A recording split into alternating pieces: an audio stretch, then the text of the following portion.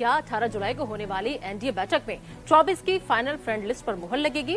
सवाल ये भी कि क्या चिराग पासवान से फिर रोशन होगा एनडीए? और सवाल ये भी कि क्या बिहार में जेडीयू, आरजेडी, कांग्रेस को नुकसान पहुंचाने का खेल जो है वो सफल होगा?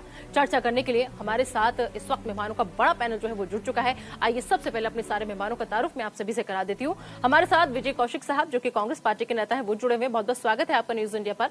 इनके अलावा जेपी लोहिया जो कि नेता है बीजेपी के, वो भी जुड़े हुए, बहुत बहुत स्वागत है सर आपका भी। अरविंद वस्त जी जो कि राजनीतिक विश्लेषक है, उनसे भी समझने की कोशिश करेंगे बिहार की राजनीति को, आपका बहुत बहुत स्वागत है। साथ ही साथ रुद्र प्रताप सिंह जो कि राजनीतिक विश्लेषक है, सर आपसे भी पूरी राजनीति जानने की कोशिश करेंगे। इसके अलावा मेरे सहयोगी दीपक चौबे भी इस वक्त हमारे साथ जुड़े हुए हैं। सबसे पहले दीपक, शुरुआत में आपसे ही करना चाहूंगी क्योंकि 18 तारीख को दिल्ली में ही अहम बैठक है जिसका न्योता जेपी नड्डा की तरफ से चिराग पासवान को दिया गया है। फिलहाल इस बैठक को लेकर, इस न्योते को के बाद सियासत में हलचल कितनी तेज?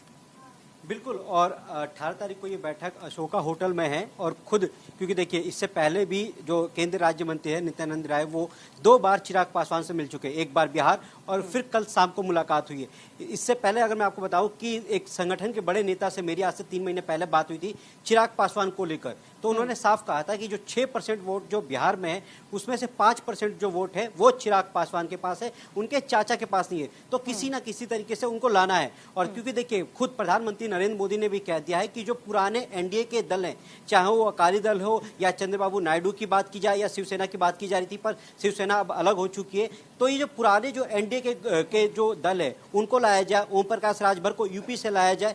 तो इस तरीके से अब 2024 की जो रूपरेखा है वो बीजेपी लग गई है कि किस तरीके से 2024 में उसे पूरे विपक्ष के साथ अकेले नहीं एनडीए के बलबूते चुनाव लड़ना है। और ये जाहिर सी बात है, जब चिराग पासवान आएंगे तो जो पिछली बार जो नीतीश कुमार के साथ उन्होंने गठबंधन किया था वो ना होके अब चिराग पासवान के साथ गठबंधन किया जाएगा। जीतन राम मांझी जब 18 तारीख को वो आएंगे इस बैठक में, उसके बाद देखा जाएगा कि सीटों के बंटवारे को लेकर क्या है।